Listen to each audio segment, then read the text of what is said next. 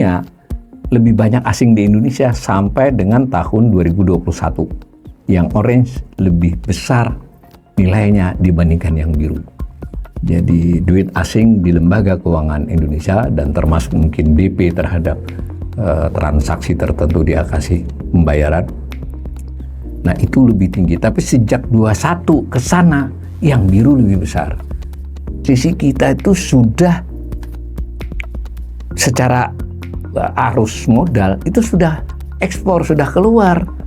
Jadi ketika kita mengglorifikasi asing masuk, kita masih menarik, faktanya ya asing masuk masih dalam tiga jenis tadi. Tapi bayarnya kita atas masuknya dia di sini itu makin besar.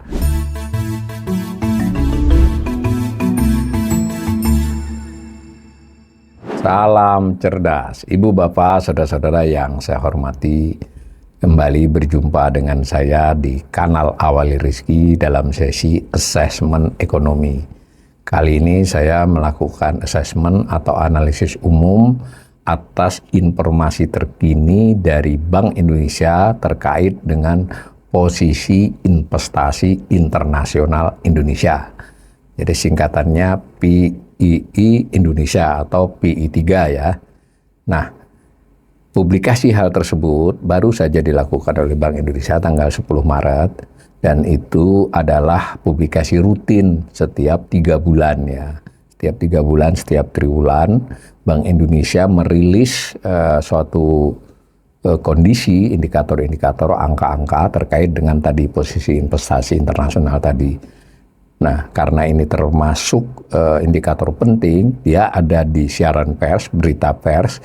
Hanya memang Bank Indonesia ini tradisinya siaran persnya jarang ya, yang bersifat live, mengundang orang banyak tuh hanya hal-hal tertentu, tidak seperti BPS. Siaran persnya lebih pada di lamannya, mungkin juga dibagi ke para jurnalis ya, yang mungkin mereka punya kontaknya. Nah itu rilisnya hanya sekitar 4 paragraf, judulnya yang kanan ini, berita terkini siaran pers, tanggal 10 Maret.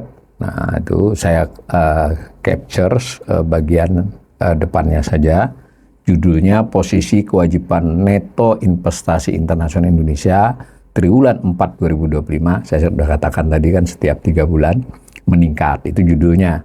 Nah yang kanan adalah dokumen lampirannya, kurang lebih 16 halaman, ada perbalnya, ada tabelnya, tapi tidak tersedia file Excel-nya ya. Nah itu berupa dokumen, jadi itulah yang melandasi angka-angka yang saya pakai dalam analisis ini. Sebagaimana biasanya ya dalam model-model begini datanya hanya untuk 2 tahun, 2 tahun setengah atau maksimal 3 tahun, sehingga kalau mau mengolahnya harus melihat publikasi-publikasi terdahulu.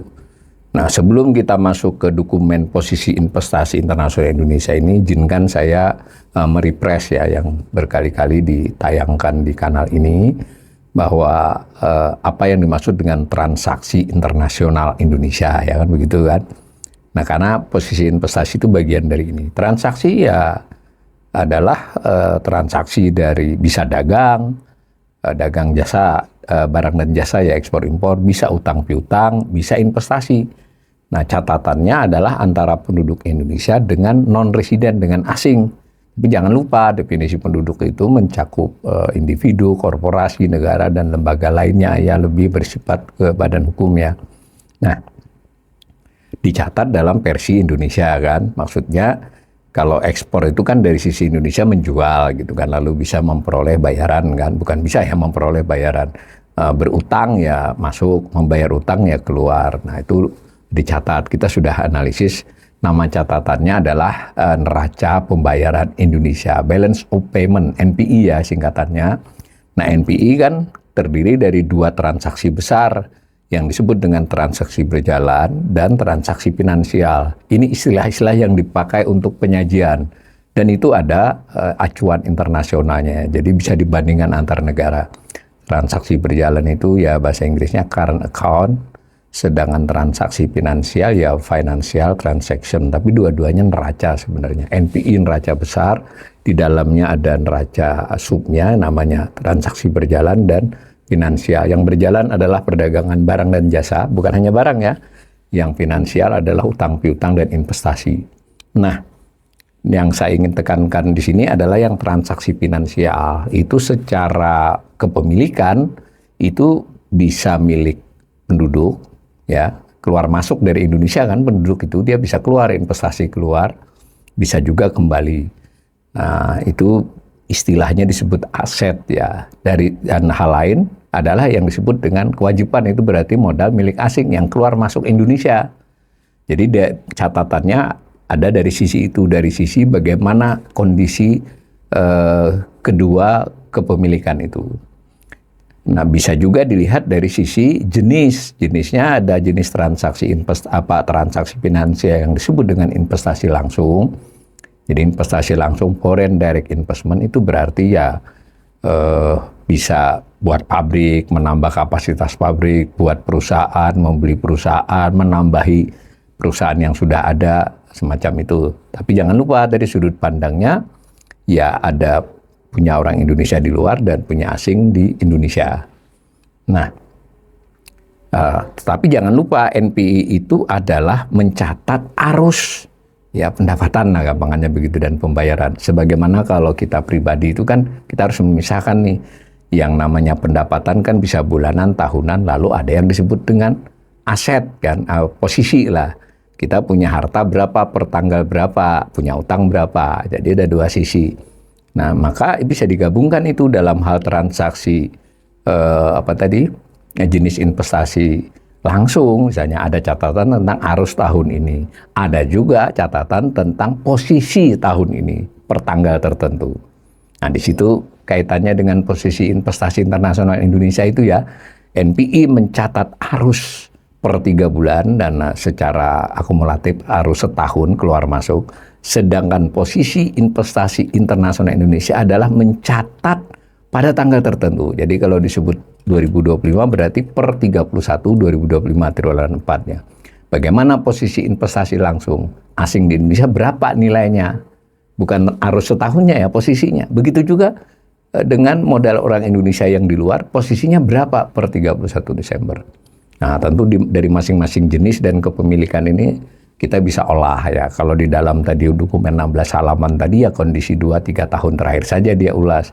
Nah, saya mencoba di assessment ini memperpanjangnya menjadi 10-15 tahun. Nah, maka kalau tadi saya ulangi ya definisinya tadi, posisi investasi internasional Indonesia itu berarti adalah posisi, kalau neraca pembayaran namanya arus. Nah, ini gambarnya begini, ini sudah pernah kita bahas. Ini adalah gambar dari tahun 2004 sampai 2025, grafik ya. Itu yang menunjukkan arus per tahun. Yang biru tuh aset, berarti keluar masuknya modal milik Indonesia keluar masuk ya, jadi berapa gitu. Nah, tapi penekanannya adalah keluar masuk, bukan seluruh yang ada di Indonesia. Kan orang Indonesia ada yang investasi keluar, kadang dia kembali itu. Nah, neto setahunnya berapa? Nah, misal di gambar ini kita sudah pernah bahas, selama setahun 2025 dari 1 Januari sampai 31 Desember orang Indonesia itu investasi keluar senilai 25 miliar, saya bulatkan ya biar gampang, 25 miliar yang biru itu. Nah, pada saat bersamaan setahun itu yang asing masuk 20,5 miliar dolar. Jadi untuk tahun 2020 lebih banyak Indonesia keluar daripada asing masuk tuh ya. Tetapi kalau dilihat gambar, yang lajimnya itu yang orange itu lebih besar daripada yang biru. Nah, bahkan yang biru itu pernah bersifat positif, artinya masuk ya. Pada tahun 2016 ada tax amnesty. Nah, gambarnya kan begitu. Nah, yang biru menunjukkan arus per tahun dari modal Indonesia keluar dan masuk secara neto. Sedangkan yang orange modal asing yang keluar masuk secara neto setahun. Nah, itu. Nah, tadi karena ini akumulasi kan, ini gambar cuma 20 tahun kan terjadinya sudah sejak beberapa dekade. Berapa sih modal asing yang ada di Indonesia? Itu namanya posisi investasi internasional Indonesia. Nah, berapa modal penduduk Indonesia di luar? Nah, gambarnya jadi begini nih. Nah, ini yang kanan ini yang tadi dipublikasi di posisi investasi internasional Indonesia. Jadi per 31 Desember modal asing yang ada di Indonesia itu nilainya 831 miliar dolar. Silahkan diimajinasikan ya, 831 miliar dolar ada modal asing di Indonesia. Bentuknya macam-macam, bisa pabrik, bisa perusahaan, bisa saham, bisa SBN dan seterusnya. Tapi jangan lupa, punya orang Indonesia, penduduk Indonesia di luar juga ada. Di sini angkanya 588 miliar. Tetapi di situ termasuk cadangan devisa yang 156 per 31 Desember. Jadi nggak semuanya modal orang Indonesia yang di luar. Yang cadangan devisa dianggap sebagai aset juga. Sehingga yang di luar 588 kurang 156 kurang lebih ya berapa 430-an miliar dolar ya. Sedangkan asing yang di Indonesia 831. Nah lihat gambarnya itu. Yang biru yang punya modal penduduk Indonesia yang disebut aset itu keluar itu secara tren itu selalu keluar ya, meningkat. Yang biru hampir tidak pernah turun. Posisi ya jangan bandingkan dengan yang tadi adalah arus setahun ini posisi itu berarti akumulasi. Nah yang orange mengalami naik turun tuh sebenarnya dalam beberapa tahun terakhir ini naik turun tapi hanya di dalam 3 tahun terakhir ini naik ini. Nah, sebetulnya kita bisa cari selisihnya, namanya posisi selisihnya itu 831 dengan 588, selisihnya berapa? Itu disebut posisi neto ya. Tapi saya sengaja tidak gambar supaya kita lebih memahami dulu keduanya ini. Nah, tadi saya sudah sebut di depan bahwa berdasarkan jenis ada 3 ya. Nah, salah satunya investasi langsung. Investasi langsung, foreign direct investment itu adalah modal yang masuk kepada satu negara, berarti asing ke kita atau kita keluar, yang sifatnya memang buat perusahaan, membeli perusahaan, menambah kapasitas perusahaan yang sudah ada di sana, yang sifatnya langsung berproduksi ya, yang memang, dan itu otomatis jangkanya cenderung jangka menengah dan panjang, kan nggak mungkin orang buat pabrik sepatu 6 bulan pergi kan nggak bisa, atau dia ikut nambang atau proyek hilirisasi pasti tahunan kan. Nah, itu investasi langsung. Investasi langsung di akhir 2025 347,64 miliar ya. Ini satuannya juta, jadi ribu itu 347,64 miliar dolar. Jadi modal asing yang ada di Indonesia yang berbentuk pabrik, perusahaan, barang dan jasa ya, mau berupa bank, berupa perusahaan di mineral, di nikel atau hilirisasi, atau dia jasa apa di sini, manajemen dan seterusnya, itu nilainya 347,64 miliar dolar. Sementara modal penduduk Indonesia di luar 143,74 miliar. Nah, ini trennya hampir sama. Yang biru cenderung naik, yang orange juga cenderung naik. Ya. Kalau misalnya ada pikiran, wah itu ngapain investasi di luar negeri, nanti dulu, ini kan swasta ya. Mayoritasnya swasta, bukan, kalau untuk Indonesia swasta. Kalau yang orange bisa saja perusahaan BUMN Cina ada investasi di sini bisa. Tapi Indonesia sepertinya sedikit untuk BUMN yang investasi di luar. Baru Danantara ini yang mau mulai. Nah itu tidak bisa dikaitkan dengan wah mending investasi di sini nanti dulu, karena mungkin misalnya dia melihat di Vietnam ada investasi apa yang menarik kan, yang sifatnya usaha sektorial ya.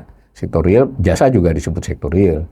Bukan untuk beli saham, obligasi untuk dijual belikan, bukan. Memang beli saham untuk ikut mengelola. Nah, jadi memang orang Indonesia tidak miskin-miskin amat juga, ada 143,74 miliar dolar ya di luar. Nah, itu investasi langsung. Nah, yang biru saya ulangi lagi menunjukkan modal penduduk Indonesia di luar, yang orange menunjukkan modal asing di sini yang bersifat investasi langsung. Nah, kita sudah pernah belajar terhadap investasi langsung tersebut, si pemilik modal kan memperoleh imbalan ya. Jenis imbalannya macam-macam, tapi saya sederhanakan saja. Ya, kalau investasi langsung kan lebih pada laba ya. Sebetulnya nanti dalam hal teknis macam-macam, tapi anggap aja keuntungan. Nah, karena dia besar tadi kan, maka keuntungannya juga lumayan. Ini kalau keuntungan, ini arus setahun ya. Tapi kan yang orange setahun yang nilainya mencapai 25,69 miliar itu bersifat membayar, karena kan keuntungannya kita bayarkan kepada pihak asing.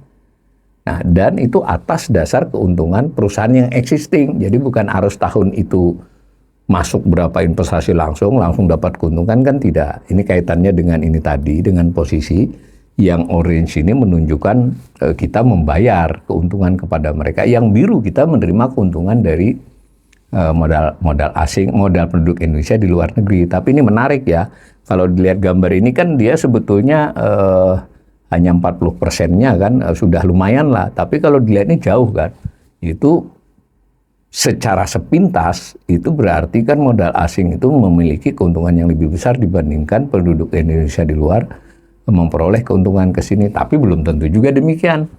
Bisa saja karena penduduk Indonesia yang memperoleh keuntungan itu tidak dia bawa masuk semua kan, bisa. Karena ini soal laba kan, soal keuntungan.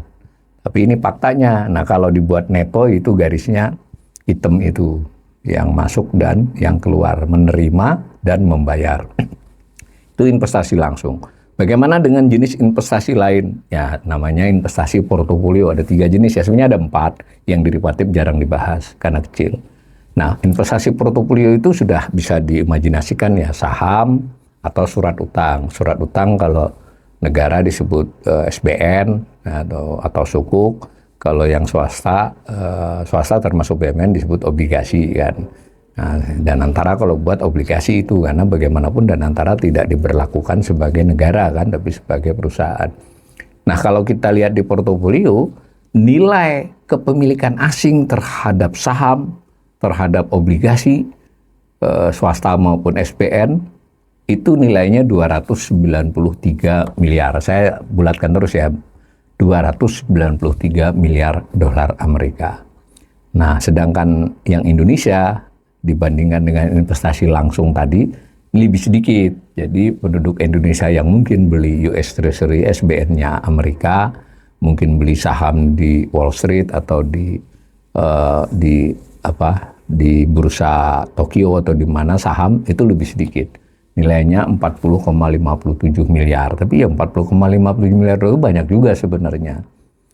Nah, kalau tadi atas dasar investasi langsung itu kan dapatnya adalah dividen. Kalau ini ya bisa juga dapat bunga, karena kan portofolio itu ada bunga, ada gain, ada keuntungan, imbal hasilnya lah. Nah, ini posisinya seperti ini.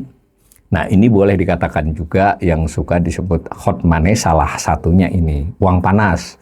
Mengapa? Tadi kalau investasi langsung, kalau dia punya pabrik di sini, pabrik sepatu kah, pabrik mobil kah, kan tidak mungkin cepat. Kalau dia bisa keluar, saya memutuskan untuk hengkang itu kan banyak beritanya. Tapi hengkangnya berarti butuh waktu setahun 2 tahun kan, bisa 3 tahun bahkan, antara dia mulai melakukan pengumuman bahwa kami akan pergi dari Indonesia dengan eksekusinya kan lumayan. Begitu juga masuk. Kan mau investasi apa, ada MOU dulu, ada macam-macam. Kan antara keputusan dia masuk dan realisasi masuk itu pasti ada waktu yang cukup lumayan lama ya, tergantung jenis industrinya kalau itu investasi langsung. Tapi kalau portofolio enggak, kan dia bahkan hitungan jam juga bisa. Datang masuk beli saham, pagi, siang dia jual, bisa. SBN juga bisa, dia bisa beli di pasar sekunder, bukan di lelang. Nanti dia jual, beli lagi besok, itu bisa. Itu yang membuat IHSG naik turun. Itu yang membuat surat utang juga ada dinamikanya. Nah, intinya itu uang panas jadinya, karena waktunya tergantung si investornya. Nyaris tidak ada batasan waktu untuk masuk dan keluar ya. Selama pasarnya buka ya, pasar bursa itu bisa dia hari kerja kan. Nah, nilainya 693,45 miliar dolar. Tapi di sini saya mulai masuk ke assessment. Nah, ini yang dikhawatiri ya, kalau ada gejolak apa di suatu negara, dalam hal ini Indonesia. Nah, modal asing ini keluar, anggap aja keluar 50 miliar dolar. Wah, kalau keluar 50 miliar dolar saat ini misalnya cadangan devisa kita kan cuma 151. Tadi akhir tahun 156, tapi turun 2 bulan ini. Kebayang nggak? Ya, kalau ini keluar 50 miliar dolar. Nah, ujungnya kan adalah kita bisa terkuras dan rupiah bisa tidak lagi melemah perlahan. Nah, itu namanya kejadian extraordinary ya.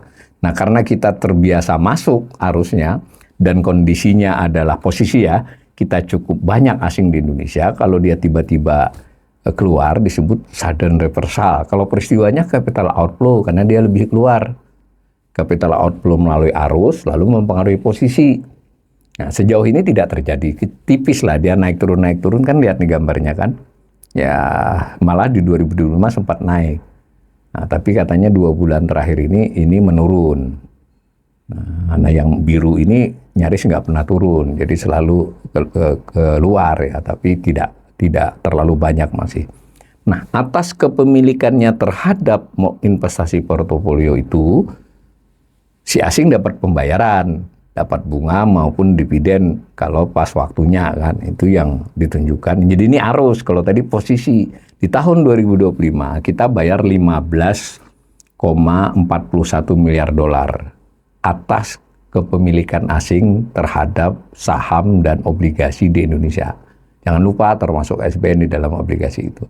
Sementara atas kepemilikan penduduk Indonesia terhadap surat berharga di luar memperoleh bayaran 5,34 miliar dolar.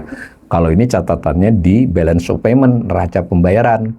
Kalau yang tadi di posisi investasi internasional Indonesia. 2 sudah ya kita dapat portofolio. Nah, yang ketiga investasi lainnya.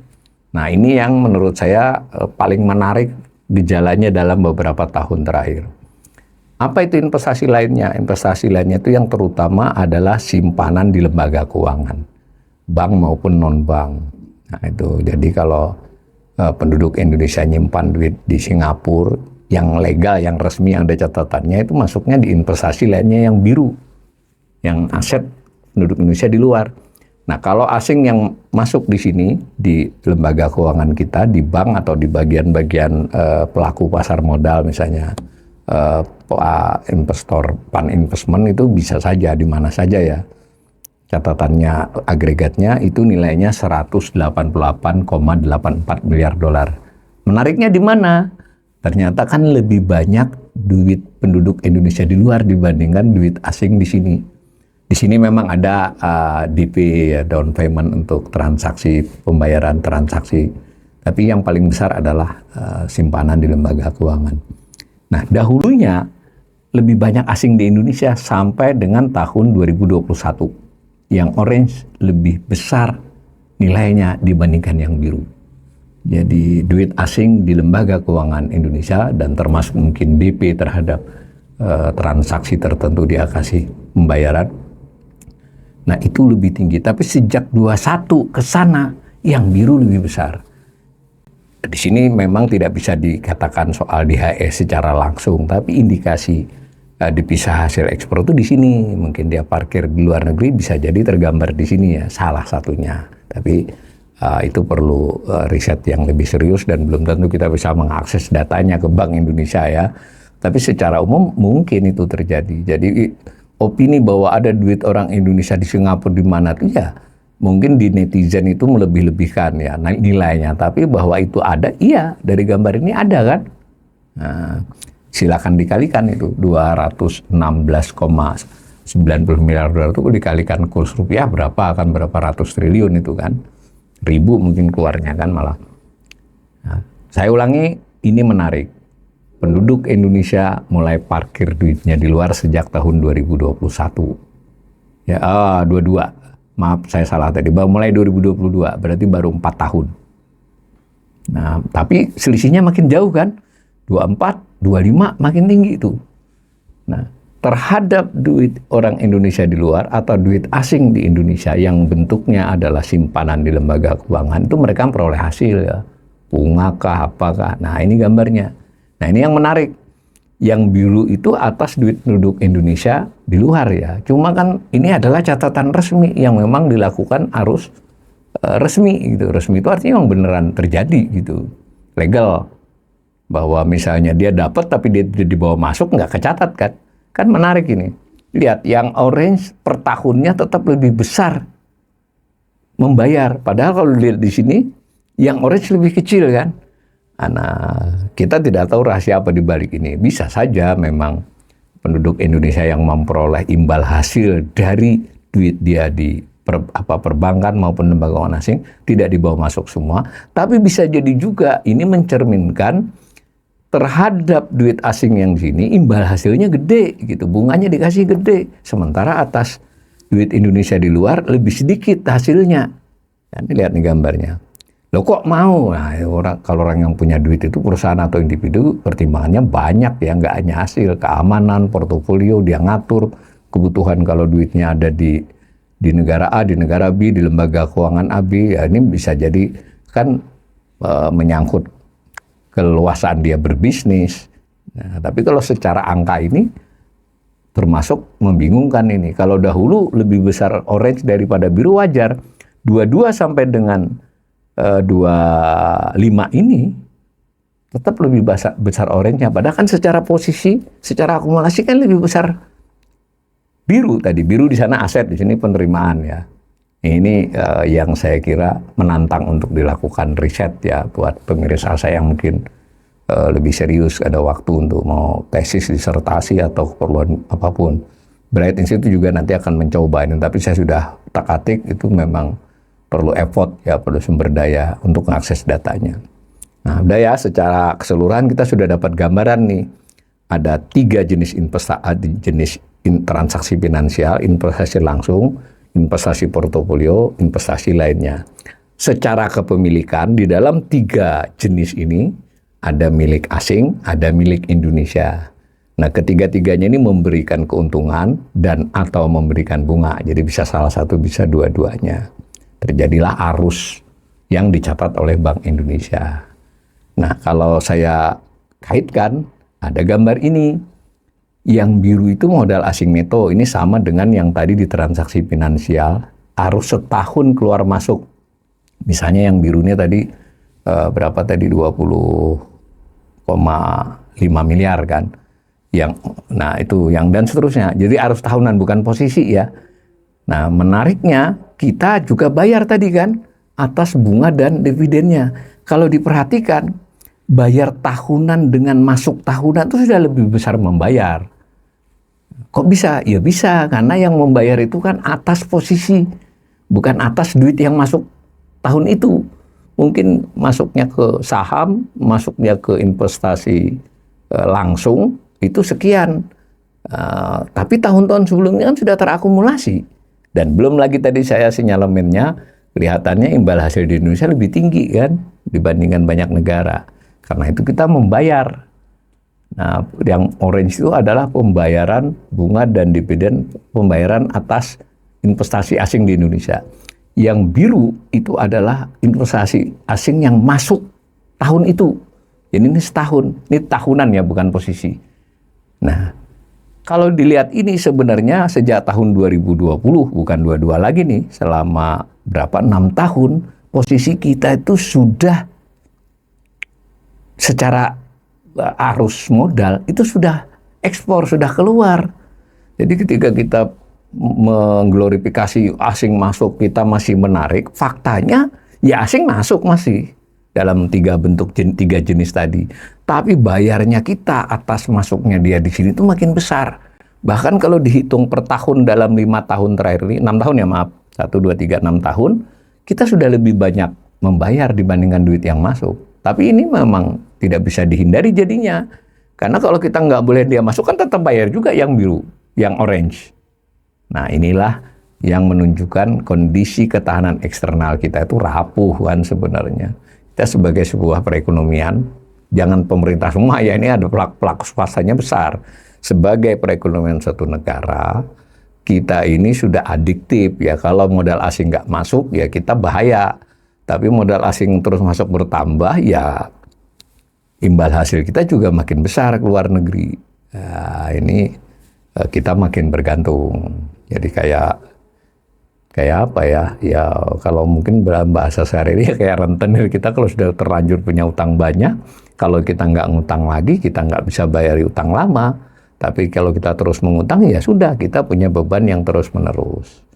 Nah tadi ada tambahan informasi, di aset itu tidak seluruhnya ke luar negeri, tapi ada yang berupa cadangan devisa. Nah, ini gambar cadangan devisa sampai 31 Desember. Saya gambar kenaikannya yang tiap tahun yang orange. Tahun 2025 ini termasuk tumbuh, tambah sedikit dari tahun sebelumnya, tapi hanya bertambah 0,48%. Itu termasuk tambahan yang rendah dibandingkan rata-ratanya. Dan jangan lupa pada tahun 2021 itu tambahan bukan karena transaksi-transaksi tadi, tapi karena IMF bagi-bagi kuota devisa. Di satu sisi dia masuk dicatat di Indonesia, tapi di sisi lain dia dinyatakan sebagai utangnya Bank Indonesia kepada IMF. Itu jadi semacam buat berjaga-jaga sebenarnya. Tapi apapun, cadangan devisa kita itu ya hanya 156 dan sekarang malah ketika saya typing ini sudah 151 akhir Februari. Nah, ya bisa dikatakan kuat kalau normal, karena arusnya tadi kan sudah segitu. Arusnya kan kelihatan per tahun berapa, masih kuat lah, pas lah kita kebutuhannya. Tapi kalau tiba-tiba ada external shock, ya misalnya kayak perang ini berkelanjutan, ya agak rawat. Karena nanti kita harus beli BBM, kalau ada juga kan dengan harga yang tinggi, BBM maupun minyak mentahnya ya, dan seterusnya. Nah, kalau saya simpulkan uraian saya ini, saya tadi sudah katakan, ada soal neraca pembayaran yang mencatat arus, dan khusus asesmen kali ini mencatat soal posisi itu akumulasi. Nah, kalau dilihat tadi posisi akumulasi per 31 Desember duit asing di Indonesia, modal asing ya tepatnya, ini duit mungkin imajinasinya duit ini ya, tapi sebenarnya lebih modal finansial itu lebih tepat, mau dia berupa investasi langsung, bisa dia berupa pabrik, perusahaan, mau dia berupa kepemilikan atas saham dan obligasi, mau dia berupa simpanan dia di perbankan atau lembaga keuangan lain di Indonesia, nilainya 831,12 miliar dolar. Nah, pada saat yang bersamaan, duit kita di luar itu 402, separohnya ya. Nah, ditambah dengan kita punya cadangan devisa 156. Nah, kalau secara istilah, ada yang disebut dengan hot money, yang investasi langsung bukan uang panas, dingin dia. Nah, kalau yang hot money ini kan dia bisa keluar masuk. Nah, bisa ditambahkan antara portofolio dengan investasi lainnya. Dua itu kan sama-sama panas itu 482 miliar. Panas tidak berarti pasti keluar ya. Cuma untuk mendapatkan imajinasi, kok bisa capital outflow? Yang bisa capital outflow yang 482 ini. Ya secara teoritis 1, 2, 3 bulan aja, sebulan bisa habis, tapi tentu tidak mungkin ya, karena menjual juga nggak mudah, dan juga investor asing juga kan ngatur, nggak dia tarik semua. Tapi anggap aja dari 482 tadi keluar 50 sampai 100, nah, itu akan langsung menggerus cadangan devisa, dan rupiah kita tidak lagi bicara keseimbangan baru, tapi berupa kejutan, crash. Meskipun nanti ketika dia masuk lagi, dia kembali normal. Itu yang terjadi di 97, 98. Ya mudah-mudahan sih tidak terjadi. Tapi assessment saya ini ingin menggambarkan bahwa memang ada duit asing panas di Indonesia, yang sebetulnya panas kalau terkelola dengan baik itu juga nggak keluar. Nah, kalau dia lihat di sini menguntungkan, di sini aman. Nah, di situ arti penilaian rating seperti MSCI terhadap saham, Moody's dan Fitch atas utang. Utang itu maksudnya surat utang ya, swasta maupun pemerintah. Pemerintah dia beri outlook negatif. Sekarang masih oke.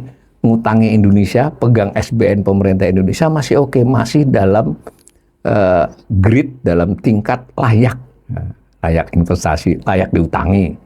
Nah, tetapi outlook ke depan bisa negatif. Maksudnya dia bisa nurunkan peringkat ini. Kita layak peringkat tengah di layak itu. Jadi kalau turun 1 tingkat kita sudah layak, tapi ya gitulah. Kalau turun 2 tingkat ya berarti kita tidak layak investasi. Bukan berarti duit asing nggak akan masuk. Maka mereka butuh kan untuk cari laba. Cuma makin turun peringkat kita harus bayar imbal hasil yang lebih besar. Padahal tadi dalam kondisi yang relatif layak investasi selama 10 tahun lebih ini saja kita sudah bayar besar tuh. Bagaimana kalau diturunkan? Nah, semacam itu. Kita boleh saja tidak setuju dengan penilaian MSCI, Moody's, Fitch. Masalahnya dia jadi rujukan pelaku investasi asing yang besar. Itu yang kita khawatiri kan. Ibaratnya, wah ini cuma jelek-jelekin Indonesia, ini kan beberapa kan netizennya. Iya, orang jelekin kita itu kita bisa saja menuduh dia punya kepentingan, memang nggak suka. Itu satu hal. Tapi benar nggak omongan dia? Kalau benar, kita punya dua hal, menjawab dia jelek-jelekin itu satu hal, tapi memperbaiki diri kita agar penilaian itu nggak sesuai hal lain. Yang kedua, ini yang lebih penting kan. Nah, jadi penggambaran saya ini hanya ingin menggambarkan kita tidak kuat-kuat aman. Jadi saya berbeda dengan Menteri Keuangan.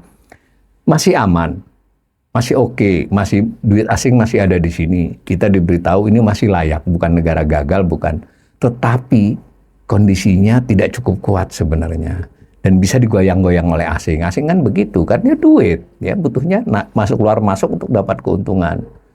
Nah, karena itu pemerintah, Bank Indonesia, dan kita semua seluruh warga negara ini kan mesti berusaha agar kondisinya itu kondusif. Ketika saya sebagai ekonom mungkin salah satu lah, mungkin secara personal tidak, tapi sebagai kelompok ekonomi yang suka kritis, wah ini kata Purba yang buat rupiah ini. Menurut saya enggak, yang buat rupiah itu ya yang saya jelaskan ini.